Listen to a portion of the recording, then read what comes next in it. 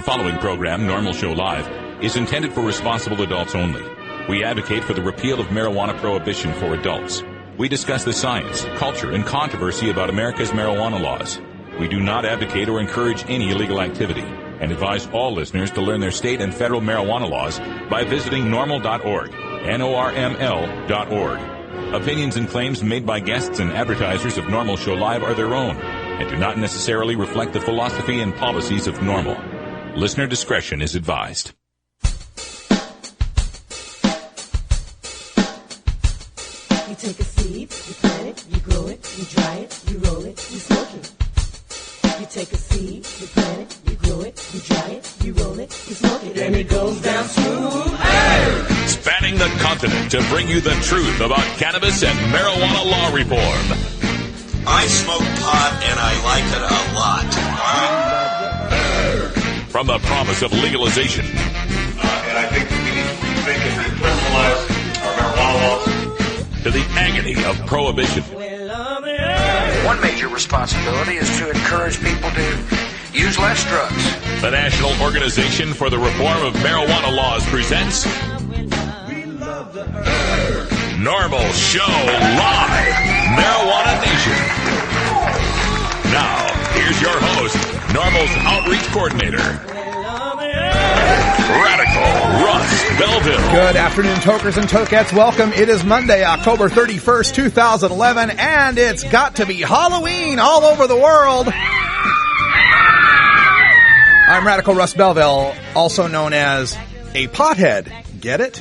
And welcome to the show. Glad to have you here for our Halloween show. All sorts of great stuff coming up on today's Norml Show Live. Gonna give a call out here to Cannabis Carrie. She's just getting on the line there as I was looking over and getting started here on the show. We've got on today's show an extended radical rant on today's show. We got the answer from the drug czar, answer from the White House on our most popular petition on the whitehouse.gov We the People site. We got over 74,000 signatures on this. There were 5 of the top 10 petitions were about marijuana legalization. We got the answer from the White House. It's not a very good one. Yes, you've read it already over the weekend, and they released it late on a Friday, so no one on the East Coast could report on it. But I was out here on the West Coast burning the midnight oil, and we got the answer ready to go. So we'll talk about that in the second half hour of today's show. It'll all be dedicated to the facts and figures that prove the drug czar is lying to you and giving you far more trick than treat in today's Halloween edition.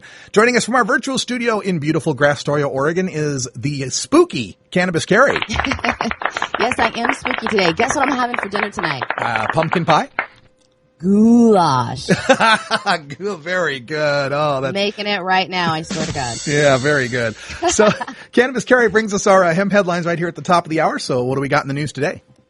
We've got a couple of stories today, one out of Canada that shows that Canadian medical marijuana patients are getting the shaft once again. Also, we're going to go to California where the ASA is suing Eric Holder. And then we are also going to talk about that White House petition response for those of you that can't stick around for the second hour. All right. Also, there's some other news stories that I'd been pulled up here. A story coming out of, let's see, Reason Magazine's pointing out the Time Magazine, even Time Magazine has figured out this scare about, oh no, your kids might end up with laced Halloween pot candies is ridiculous. So we'll talk about that. Also, the Mercury News on 2 dead, 1 wounded in some California pot farm shootings, unfortunately. And interesting news out of a survey from the Berkeley Patients Group about medical marijuana and the use of prescription drugs. So all that coming up in our news segment.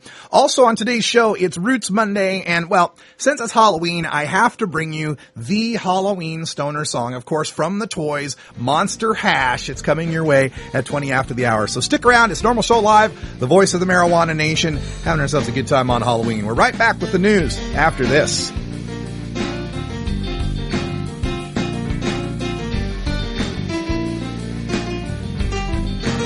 This is Norml Show Live, the voice of the marijuana nation.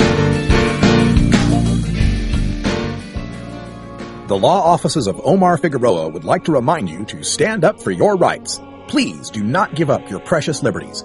There's nothing wrong with standing up for our constitutional rights, and in fact, it's the only way to honor the Constitution that gives us these precious rights.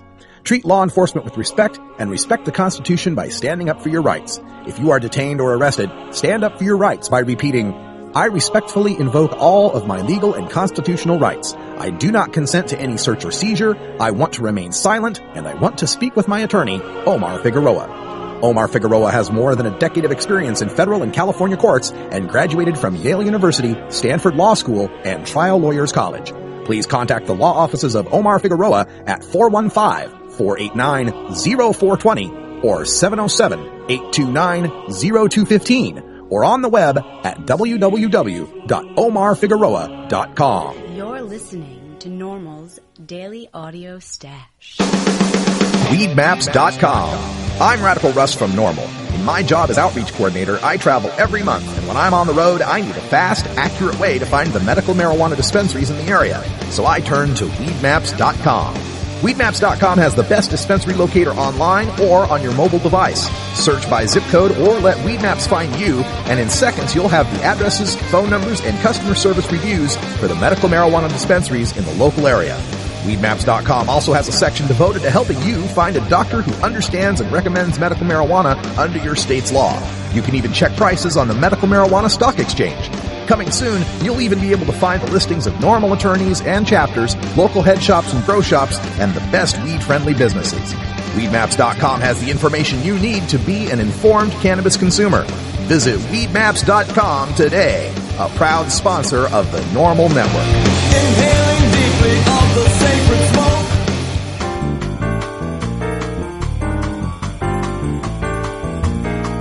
Medical marijuana, industrial hemp, consumer cannabis. It's time for this week's Norml News with Cannabis Carrie. Well, it's official. Our community has finally gotten a response from the White House. Well, the nation's drug czar Gil Kurlikowski answered for them anyway, so you can probably guess where they stand on the issue. Weeks ago, the White House launched a website called We the People as a tool to help the average citizen to post a petition for a request for government action. If the petitions that were posted got enough signatures, the White House promised a response to the issue. Like most Ask Your Politician polls and online questions town meetings, many people asked about legalizing marijuana. In this latest Webline poll, almost 75,000 people signed online to get the White House to issue a response on legalization. There were 4 questions about marijuana in the top 10 most popular questions on the We the People website.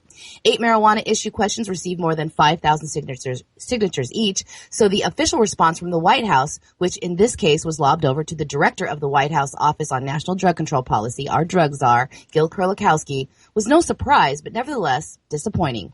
Kurlikowski offered the official White House response to the questions. They chose to take a blanket approach to all the marijuana legalization questions in a response that they titled, What We Have to Say About Legalizing Marijuana. Kurlikowski starts off by reminding us of President Obama's policy of making decisions based on science and research, not ideology or politics. But then he focused on what he calls science when it comes to marijuana's effects. He uses the National Institute of Health as his science that shows that marijuana use is associated with addiction, respiratory diseases, and cognitive impairment. He says that marijuana use is a significant source for voluntary drug treatment admissions and also emergency room visits, stats that we have been debunking for years here on Norml Show Live.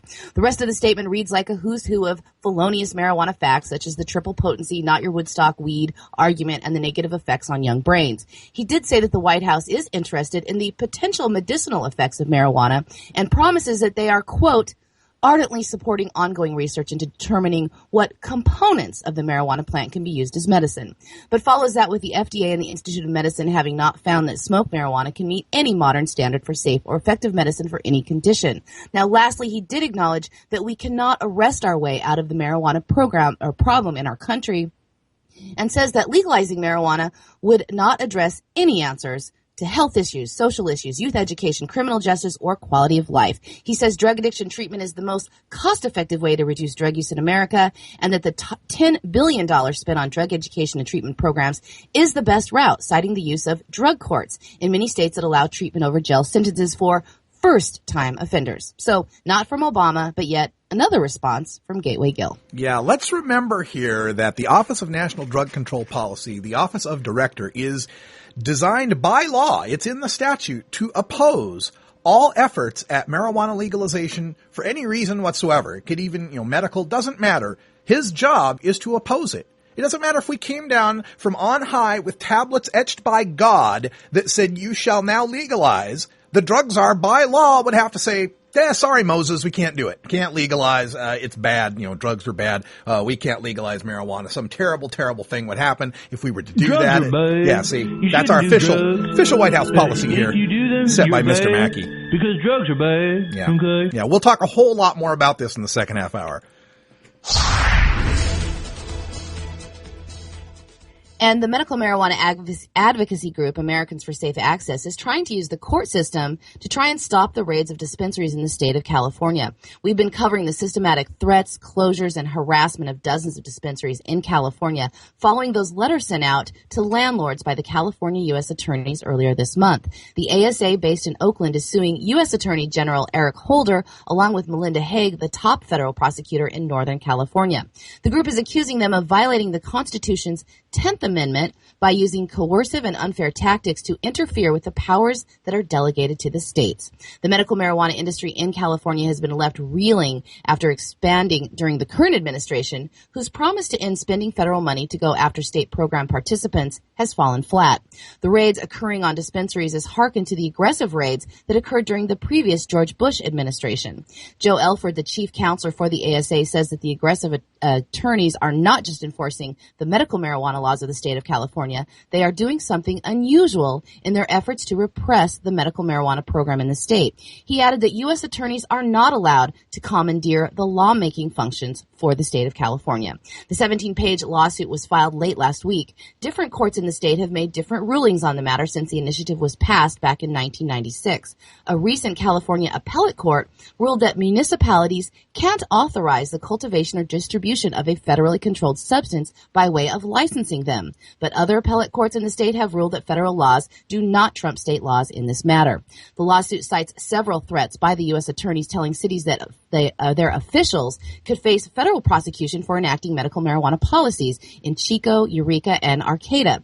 The suit cites the specific case of federal raids this month in a collective in Mendocino County. The lawsuit notes that on behalf of 48-year-old collective member Mark Perillo, who suffers from chronic pain from a degenerative joint disease, was deprived of his share of the harvest that police cut down and destroyed, denying Mr. Perillo of his medicine since no other delivery service provides medical marijuana at a low cost. California Attorney General Kamala Harris warned last week that an overly broad federal enforcement program will make it difficult for many California patients to have access to their physician-recommended medicine. She urged the feds to adhere to the U.S. Department of Justice policy issued back in 2009, the Holder Memo, that sticks to significant traffickers of illegal drugs.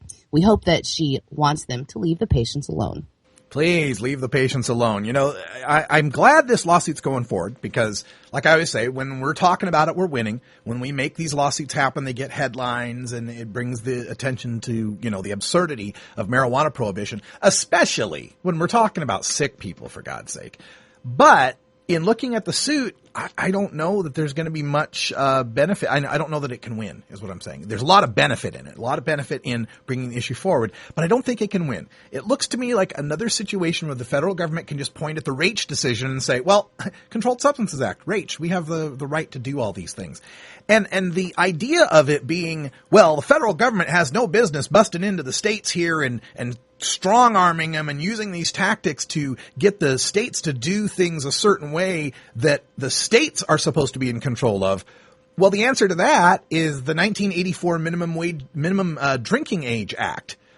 This went through back when I was, going through high school and all, which basically said that if a state didn't raise its drinking age from 18 or 19 to 21, that state would lose 10% of its federal highway funds. Right? They didn't say the states had to raise their drinking age. They just made it so economically burdensome for them to remain with an 18 or 19-year-old drinking age that all the states eventually raised the age to 21. So it seems to me we have some precedent for federal strong-arming of the states in matters that should be the state's prerogative. I do hope this lawsuit can expose that and we can move forward on ending prohibition for everyone.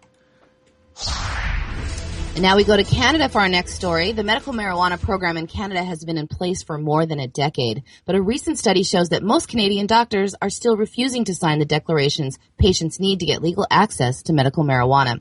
Advocates in Canada are worried that recent proposed changes in the way that Health Canada regulates access to medical marijuana will make it even harder for patients in pain to get that legal access. Add to it recent mandatory minimum sentencing for drug crimes in Canada, and patients who can't find legal access to marijuana will be under threat of incarceration now. Health Canada's proposal, according to Health Canada, would be easing restrictions on access by removing themselves as the ultimate arbiter in approving or rejecting the applications in the process. Now, instead, doctors alone would sign off on the request. But even Canada's largest doctors group said the proposal would put an even greater pressure on doctors to control access to a largely untested, largely unregulated, and inconsistent substance that they learned little or nothing about in medical school, or recommended drug that hasn't gone through the normal regulatory review process like every other drug they prescribe. The licensing body has told their members that they are under no obligation to complete a medical declaration, the form a legal medical marijuana patient would need. They cautioned any doctors that do fill out the form to do so with caution. The Canadian Medical Association has 75,000 members, many who have expressed their fear over legal action or become a magnet for people who are seeking legal marijuana for recreational use. The doctors want some fundamental research into basic questions like who does it work for and who should be using medical marijuana. But since the current Conservative government abruptly ended a medical marijuana research program back in 2006, those answers for doctors seeking science will remain unanswered for now. Health Canada says they believe that clinical research is best undertaken by the private sector, meaning pharmaceutical companies that will never evaluate smoked marijuana as medicine because there's no money in it for them. Now, we are watching a case in Ontario of a man who was found with a few marijuana plants. He was charged with production and manufacturing, but he was in constant pain from scoliosis, fibromyalgia, and epilepsy, but he was unable to find any doctor to sign his form. He is suing in Superior Court that the federal marijuana laws of Canada actually hurt him, and the program is unconstitutional since he was unable to obtain legal access even with his extensive medical problems. Now, that case goes to court in March, and you can bet we'll be following it for all our Canadian listeners. Yeah, this is a big mess here. I mean, as if Health Canada's medical marijuana system wasn't a big mess anyway. But let me give you an idea why this is bad. I mean, at first blush, you hear this, you say, well, wait a minute, going from a central government being able to approve these requests, going from that to having many doctors being able to approve the requests, wouldn't that be good, right? Having doctors be able to approve the request. Well, here's the problem is the doctors are afraid to approve the request. For comparison's sake, the state of Oregon has medical marijuana. We've got about 3.8 million people. The country of Canada has about 33 million people. As of between January 1st and October 25th of this year, 3,800 doctors have written applications for medical marijuana in the entire country of Canada. Here in the state of Oregon, we've got about 2,000 that have written recommendations for medical marijuana. So half as many applications, but we have 1/10 as many of the people, right? We got many more doctors supporting it. And Oregon is one of the states that's very, very progressive on the marijuana issue. So leaving this in the hands of doctors in the case of Canada sounds like it's going to be a bad situation for the patients. And speaking of Canada, an update here. Supreme Court of Nova Scotia has upheld a provincial decision to deny a man public funding for equipment to grow medical marijuana.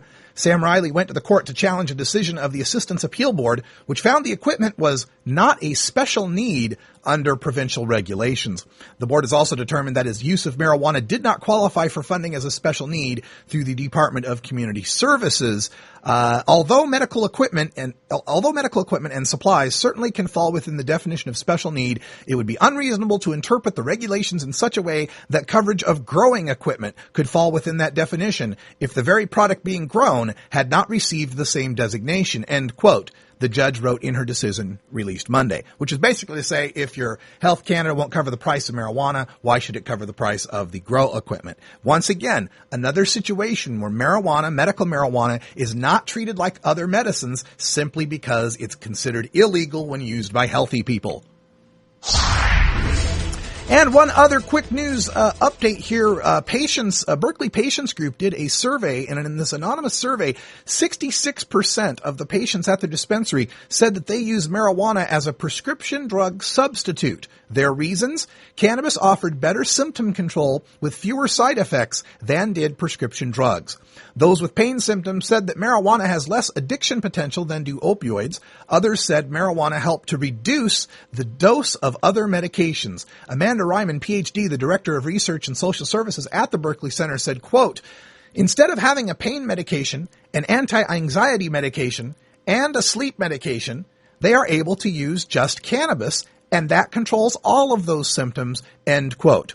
Almost 50% of those surveyed said they use cannabis 2 or 3 times per day. More than 75% of respondents said they use cannabis for psychiatric disorders, including bipolar, PTSD, depression, and anxiety.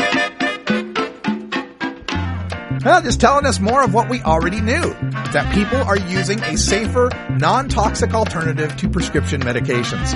We're back with the Monster Hash.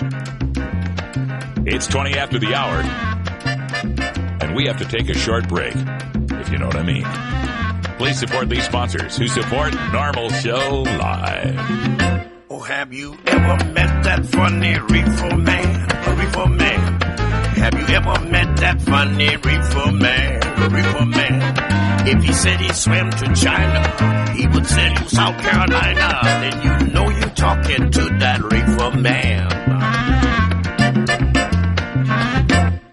Alternative Medical Choices offers healthcare the way it should be. Easy to access, patient-centered, team-based, and quality-focused. We offer a variety of natural, affordable healthcare treatment options like primary care, group acupuncture, massage, and assistance with OM&P registration. As a patient, you will have a team of experts working with you to make you the best you can be. Call Alternative Medical Choices at 503-288-5579 or check us out on the web at altmedchoices.com. Hey, you. I saw that. Don't go teasing us all if you're not going to share. Loose lips cause rips. Never brag about your home grow, even if you're a legal medical grower. Starfish Designs, makers of the original Gandalf. I'm Radical Russ, and when I want to relax, I always have my 17-inch long original Gandalf from Starfish Designs nearby. The hand-blown borosilicate glass is strong and easy to clean, and the design is sleek and sophisticated. Starfish Designs are available from Bend, Oregon at a glass retailer near you. For locations, call 541-788-GLASS. That's 541-788-4527.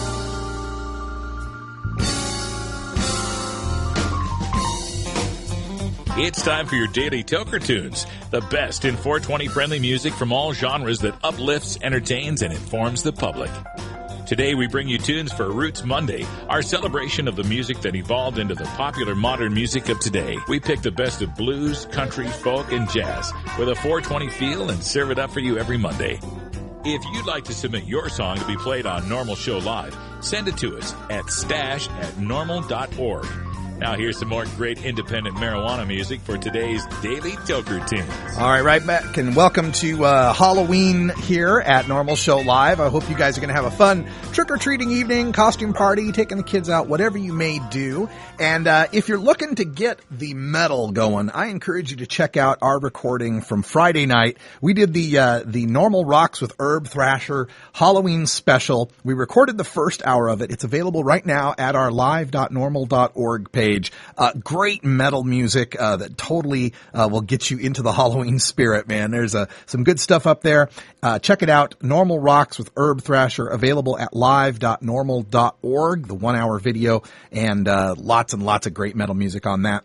Also tonight on A Different View, a great episode of A Different View. We pre-recorded it so that the ladies could take their kids out for their Halloween trick-or-treating, but we pre-recorded it last week, and it's an interview with Cash Hyde's father, Mike Hyde. Cash Hyde's the little boy. Maybe some of you know him as America's youngest medical marijuana patient. He was like a year old when they started using cannabis to help treat his glioma, his brain tumor. Also, if I can remember the man's name, it's just on the tip of my tongue. I forgot the other two people who were on the show, but an interview with 3 different parents that are undergoing use of medical marijuana for their kids. One of the parents, their child has the severe autism with the violent episodes, much like Miko Hester Perez's child. And it's just an amazing set of interviews that they've got on the show tonight. Check that out at 8 o'clock Pacific time, A Different View with Iva Cunningham, Jennifer Alexander, and Sarah Frank. So great shows coming up tonight on the Norml Network. Now, coming up here for our 20 after musical break, we're going to give you some music that's the Halloween favorite. It's the old standard Monster Mash. You may remember that tune from the airwaves from that all the way back in the 60s. I think that song came out. But this next tune is a parody of it done by the Toys, who also have some other great tunes. But this one is the Toys with Monster Hash. So let's get that playing here on the old Liebermator and enjoy the Toys Monster Hash. And it doesn't want to play for me. Okay, gonna be that way, are you? Okay, hold on. We'll bring this back up. Ah, there we go. Monster Hash, kick it. Definitely having a Halloween here, aren't we?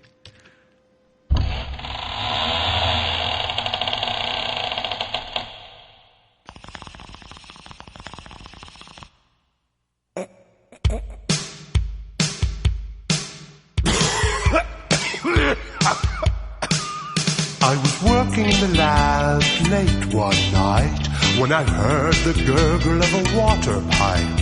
So I turned to see my monster in a cloud of smoke, who said, "This shit ain't bad. Here, have a toke." We smoked some hash. We smoked some monster hash. Some monster hash. It was his personal stash. We smoked some hash. We got completely trashed. On monster hash. We smoked some monster hash as we partied in the castle with the living dead.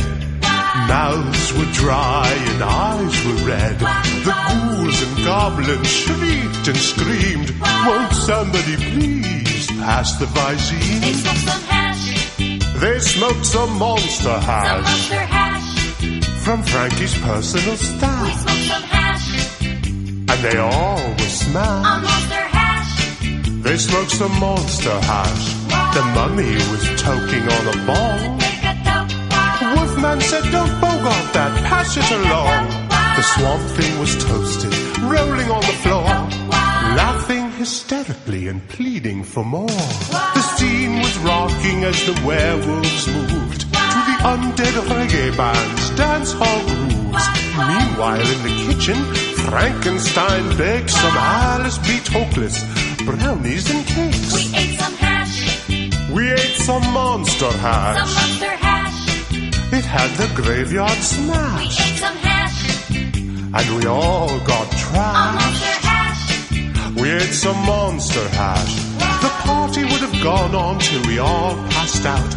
But just then we heard a blood-curdling shout. Watch out! Beware! Cover your necks! Dracula's got the munchies and he's totally wrecked. He smoked some hash. He smoked some monster hash. Some monster hash. He was completely smashed. He smoked some hash. That Transylvanian's trash. On monster hash. He smoked some monster hash. Now every night the dead rise up from the grave to partake in a happening THC rave. For you, the living, this hash was meant to. When you get to my door, just say the Toys sent you. We'll smoke some hash. We'll smoke some monster hash. Some monster hash. And we'll all get trashed. We'll smoke some hash. From my personal stash. On monster hash. We'll smoke some monster hash. Smoking some Monster Hash tonight on Halloween. Have yourself a safe evening. Easy, boy. When we come back, we're going to break down the drug czar's response to Norml's petition on marijuana legalization. Stick around. It's Norml Show Live. You want a copy of that song for your iPod? Check out the Daily Toker Tunes at the Stash blog by surfing to stash.norml.org and choosing Media and then Toker Tunes from the main menu.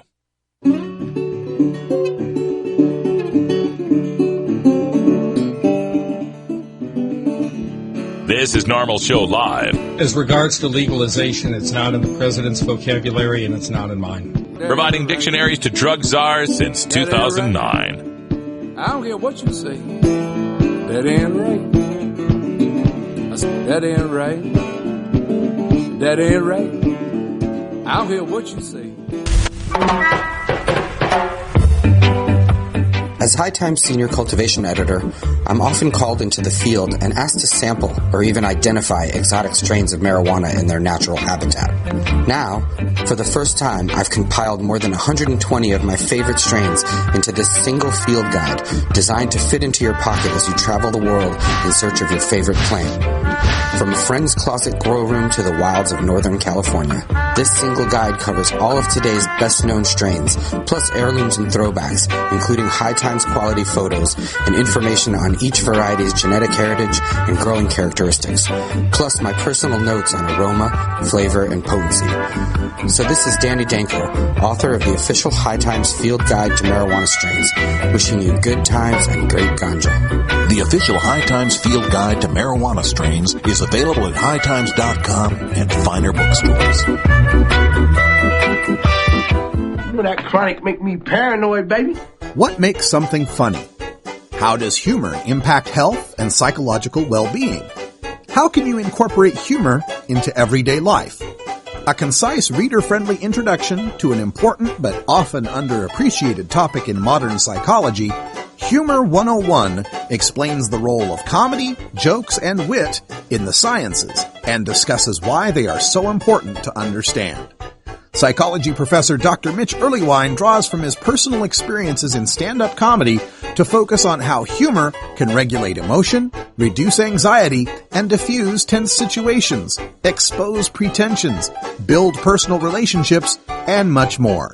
He irreverently debunks the pseudoscience on the topic of humor and leaves readers not only funnier, but better informed. It's part of the Psych 101 series from Springer Publishing, Humor 101 by Dr. Mitch Earlywine, Ph.D. You want answers? I'm as mad as hell, and I'm not going to take this anymore. You want answers? You have offended my family. I think I'm entitled. You want answers? I want the truth. And you have offended a Shaolin temple. You can't handle the truth. Surely you can't be serious. I am serious. And don't call me Shirley. Radical rant. Well, the Obama White House has released its official response to the We the People online petition for marijuana legalization submitted by Eric Altieri, our communications director at Norml. The petition, which garnered 74,169 signatures, was by far the most popular petition submitted. 5 of the top 10 petitions submitted addressed the case of legalizing marijuana. The government response to our petition, as well as 7 others that it put together that were all marijuana legalization petitions, the response to all of them repeats the same tired lies and classic misdirections. Also, as a bonus, it was released late on Friday after the East Coast newsmen had all gone to bed, leaving me out here in the Pacific Coast to stay up till about 4 in the morning writing up this response for Norml. We are not going to let it slide. You're not going to put it on the weekend news dump and expect it to just gloss right over. And most of all, it fails to answer Norml's actual petition. Let me get you back to our original actual petition on the We the People website. Quote, legalize and regulate marijuana in a manner similar to alcohol. We the people want to know when we can have our perfectly legitimate discussion on marijuana legalization. Marijuana prohibition has resulted in the arrest of over 20 million Americans since 1965, countless lives ruined, and hundreds of billions of tax dollars squandered. And yet, this policy has still failed to achieve its stated goals of lowering use rates, limiting the drug's access, and creating safer communities. Isn't it time to legalize and regulate marijuana in a manner similar to alcohol?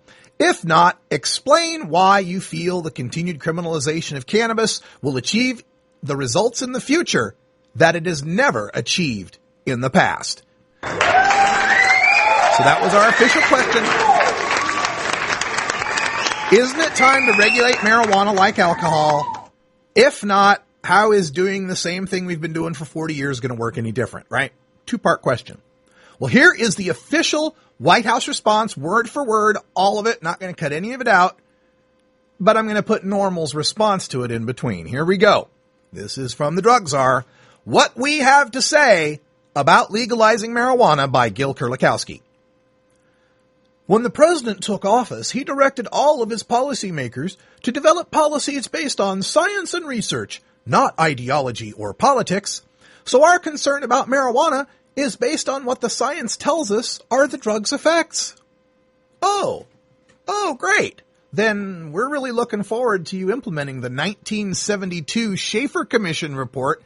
You know, when Nixon declared this war on drugs back in the 1970s, he tried originally to get science on his side to back him up. He commissioned the Schaefer Commission, headed by a Republican ex-governor of Pennsylvania, Raymond P. Schaefer. They took a deep look at the issues of marijuana legalization, and they recommended that it should be decriminalized, that the criminalization of marijuana caused more harm to society than the use of it, and Nixon threw that in the dumpster. So we've been hearing for 40 years the attempts by the government to put some scientific backing to its prohibitionist policy, and we're not buying it.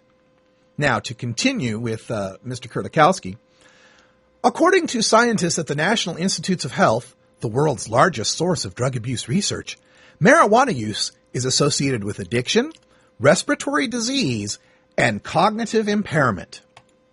All right, well, addiction links to a National Institutes of Drug Abuse page that notes the lifetime dependency rate of cannabis is 9%. Now, what that means is 9 out of 100 people who try cannabis will eventually develop a dependence on it. Kurlikowski does not mention that caffeine has the same 9% rate, alcohol is a 15% rate, and tobacco is a 32% rate. He also fails to mention that those scientists at NIDA took a look at the addictive effects, the properties of various substances, and how addictive they were. And they found that cannabis was about equal to caffeine in its level of addictiveness when we speak of dependence, withdrawal, tolerance, and reinforcement, and only slightly more dangerous when it came to its intoxication levels. Now, Kurlikowski also fails to mention in here that this withdrawal, this rare withdrawal that the very few people who get a dependence on cannabis, this withdrawal is characterized by the Institute of Medicine as, quote, mild and short-lived, and, quote, includes restlessness, irritability, mild agitation, insomnia, sleep disturbance, nausea, and cramping, end quote. Not exactly like kicking heroin and possibly dying of the withdrawals. In fact, not even like alcohol, Mr. Drug Czar. You do know that withdrawal from alcohol can kill a person, and it's legal, right?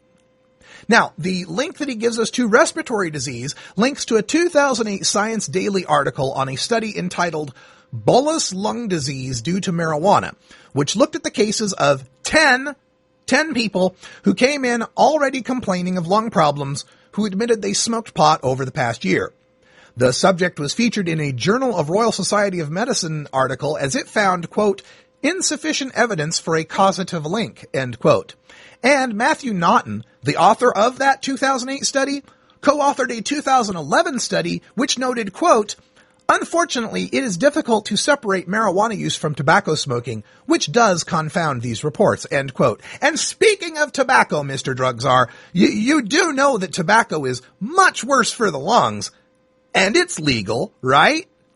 And the last part, when he says cognitive impairment links to a 1996 National Institutes of Drug Abuse fact sheet on the studies of cognitive impairment that involved a task of card sorting, how well you could sort a bunch of playing cards. Now, since 1996, we've seen in 2001 a study published in the Archives of General Psychiatry that found chronic users who quit for a week, quote, showed no significant differences from control subjects, end quote. A 2002 clinical trial published in the Canadian Medical Association Journal determined, quote, marijuana does not have long-term negative impact on global intelligence, end quote. A 2003 meta-analysis published in the Journal of International Neuropsychological Society also, quote, failed to reveal a substantial systemic systematic effect of long-term regular cannabis consumption on the neurocognitive functioning of users who are not acutely intoxicated, end quote. A 2004 study of twins published in the journal Psychological Medicine reported, quote, an absence of marked long-term residual effects of marijuana on cognitive abilities, end quote. A 2005 study published in the American Journal of Addictions used magnetic resonance imaging and found, quote, no significant differences, end quote, between heavy cannabis smokers compared to controls. A 2006 study published in the German journal Psychopharmacology found, quote, no long-term deficits in working memory and selective attention in frequent cannabis users after 1 week of abstinence, end quote. A 2009 study published in Human Psychopharmacology found, quote, little indication of differences in executive functioning, end quote, for mild to moderate cannabis users. And a 2010 study, the most recent study that we have on this, published in Pharmacology, Biochemistry, and Behavior, found regular cannabis users' performance accuracy on episodic memory and working memory tasks, quote, was not significantly altered by marijuana.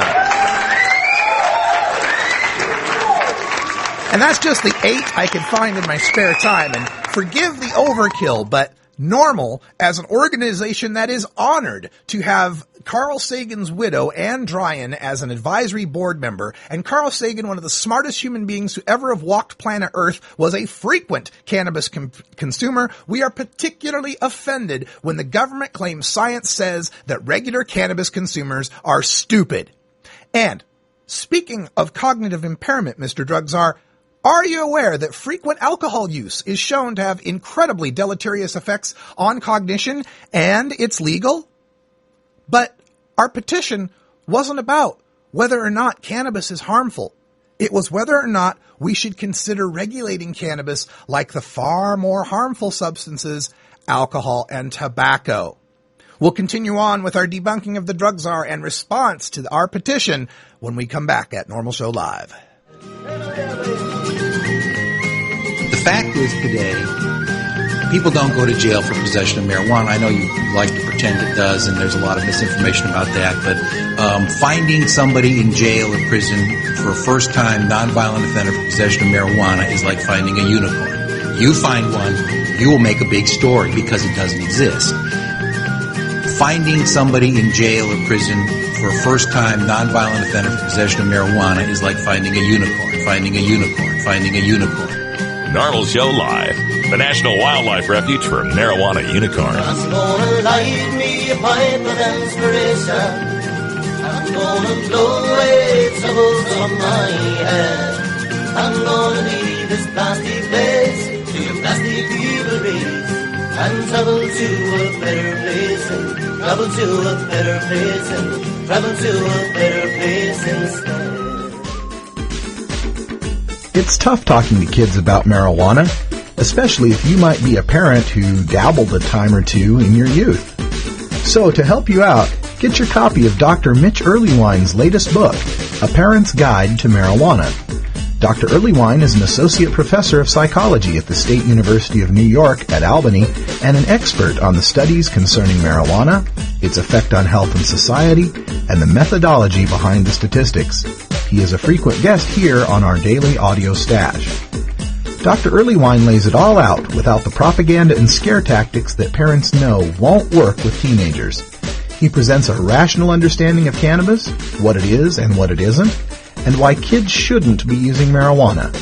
You can order today through Amazon.com or check our links at our blog, stash.norml.org. La cucaracha, ya no puede caminar. You're listening to Norml Show Live. Porque le falta marihuana que fumar.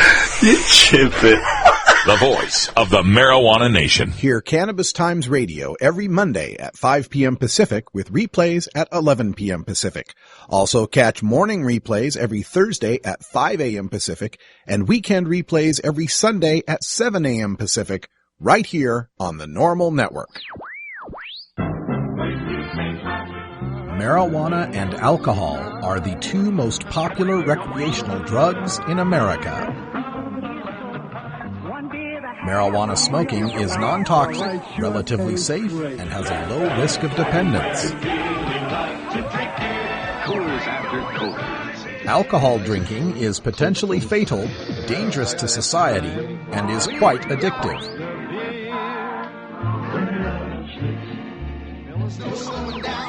Marijuana is safer, so why are we driving people to drink?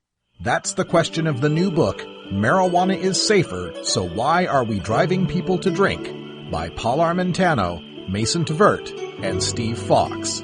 Visit Amazon.com or ChelseaGreen.com today to order your copy of Marijuana is Safer, or visit MarijuanaIsSafer.com. Welcome back. We're continuing the radical rant here on the drug czar's response, the official White House response to Norml's most successful petition on the We the People petition site. And it's important to remember, this is not the first time that they've had to respond to us. This is the ninth time they've opened it up for questions from the American people, and for the ninth time, marijuana legalization is placed in the top 10. It's dominated the top 10 in most all of these cases. And once again, we get the same tired responses from the drug czar. I already debunked the first response about marijuana being addictive, causing respiratory disease and cognitive impairment. Let me continue on with the next part of the drug czar's rhetoric here. He says, quote, "We know from an array of treatment admission information and federal data that marijuana use is a significant source for voluntary drug treatment admissions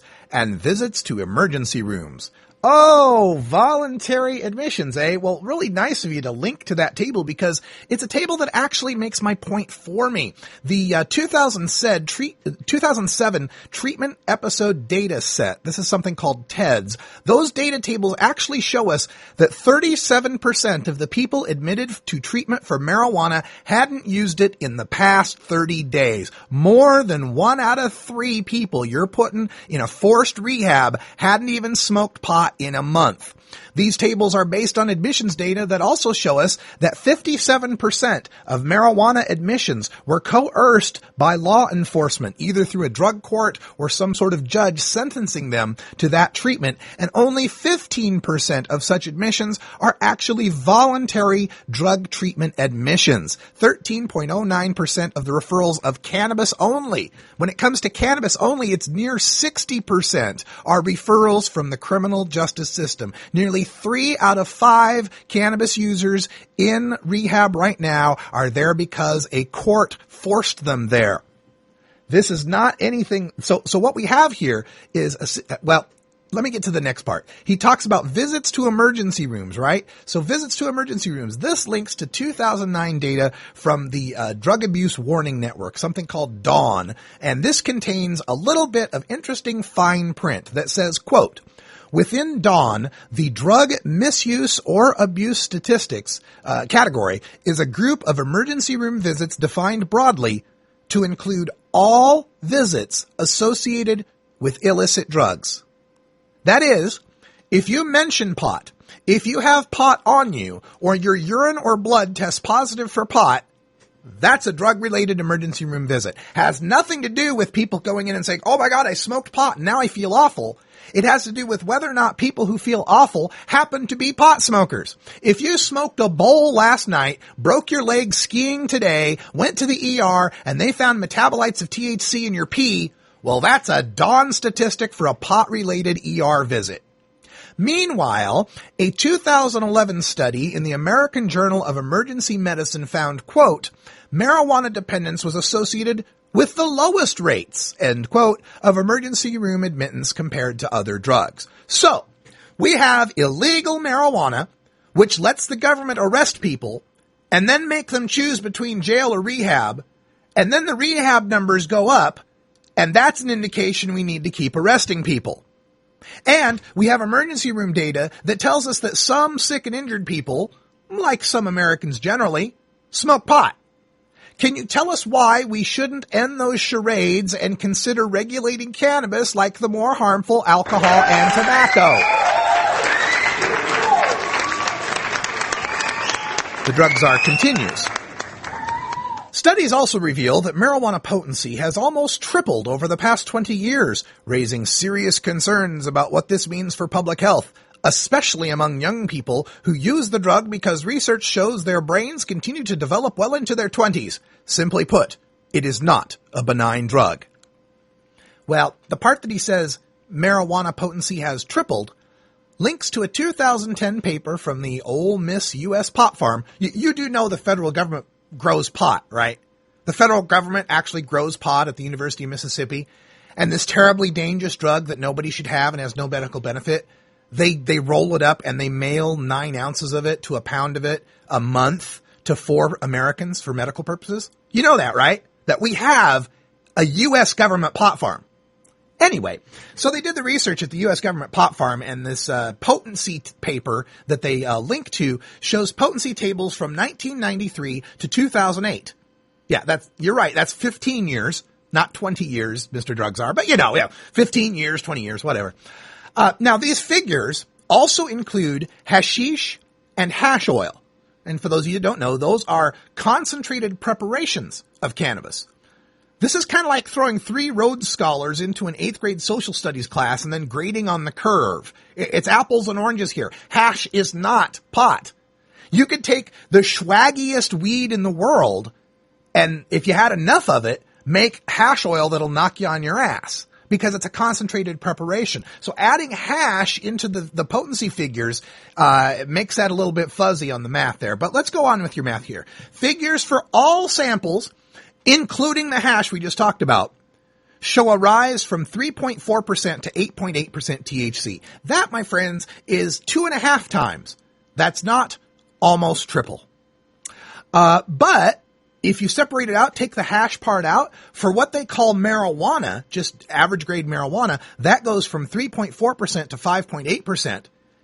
And that would be, 1.7 times greater? Not even double. And what they call sinsemilla, fine grade pot, goes from 5.8% to 11.5% THC. Now that is just about double, but nowhere near triple that he mentioned. So let's recap this. Today's average marijuana is about twice as good as yesterday's sinsemilla, and today's average sinsemilla is about twice as good as yesteryear's sinsemilla. Anybody recall any deaths, riots, or serious social disorder due to the sinsemilla of 1993? Look, as we've said before, potency is irrelevant because cannabis smoking is a self-titrating behavior. You smoke to get high. If you have ditchweed, you smoke a lot of it to get high. If you have kind bud, you smoke a little of it to get high. Since you're smoking less smoke in your lungs, that's a good thing. And by that measure, smoking more potent marijuana may be a harm reduction strategy. Besides, it's kind of hard to take seriously any concerns the government might have about non-toxic 11.5% THC sinsemilla when they approve of a 100% synthetic THC Marinol pill, and marijuana of any potency has never killed anyone.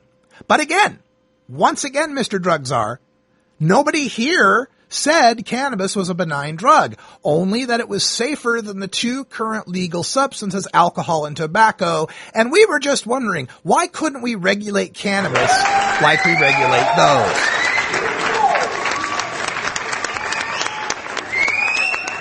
The Drug Czar continues. Like many, we are interested in the potential marijuana may have in providing relief to individuals diagnosed with certain serious illnesses. That is why we ardently support ongoing research onto determining what components of the marijuana plant can be used as medicine. To date, however, neither the FDA nor the Institute of Medicine have found smoked marijuana to meet the modern standard for safe or effective medicine of any condition for any condition. Yeah. Well, listen here. That ardent support that he's talking about consists of 6 ongoing FDA-approved clinical trials, 2 of which have already been completed, and that's worldwide, involving subjects' use of actual cannabis, and there are only 14 researchers allowed to study inhaled cannabis on human subjects. It does not include a recent FDA-approved study of medical marijuana to treat post-traumatic stress in our returning combat veterans. That study was ardently opposed by the NIDA, which wouldn't sell any of the Ole Miss U.S. pot farm marijuana for the researchers to study. Furthermore, a NIDA spokesperson admitted to the New York Times in 2010, quote, "As the National Institute on Drug Abuse, our focus is primarily on the negative consequences of marijuana use. We generally do not fund research focused on the potential beneficial medical effects of marijuana," end quote. Yeah. That's your ardent support, right? Now, the links he gives you, the FDA and the Institute of Medicine links, take you to papers from 2006 and 1999, respectively. Meanwhile, the American Medical Association in 2009 released a position paper where they stated smoked cannabis improves neuropathic pain, reduces neuropathic pain, improves appetite and caloric intake, especially in patients with reduced muscle mass, and may relieve spasticity and pain in patients with multiple sclerosis, end quote. So we don't buy the marijuana isn't medical argument anymore. Even the doctors of the AMA don't buy it anymore. Now, it's too bad our petition wasn't about carving exceptions to federal law to allow the medical use of marijuana, as 70% of Americans support. It was whether we should regulate marijuana like we do alcohol and tobacco, like 50% of America supports.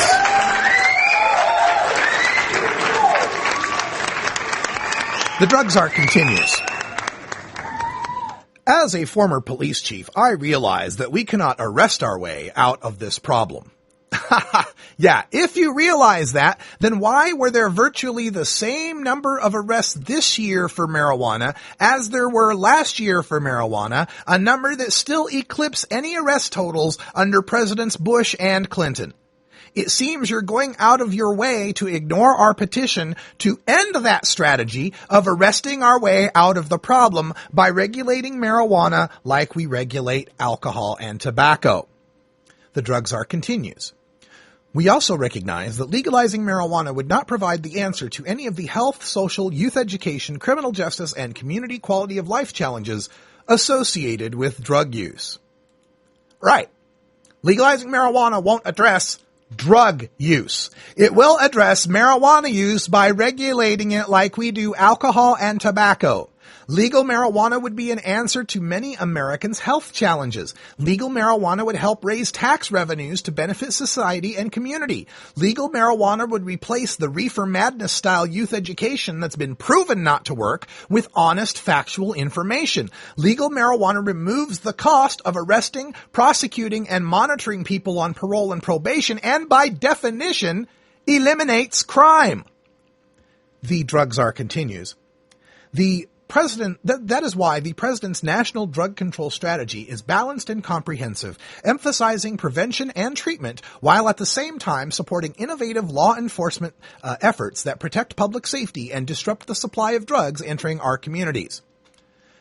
This president's budget is only slightly different than the drug control budgets of his predecessor, still a 2-to-1 tilt towards supply reduction, which is interdiction and domestic and international law enforcement, versus demand reduction, which is treatment and prevention.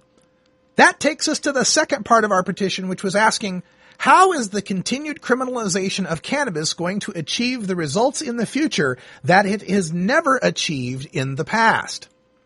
The drug czar continues.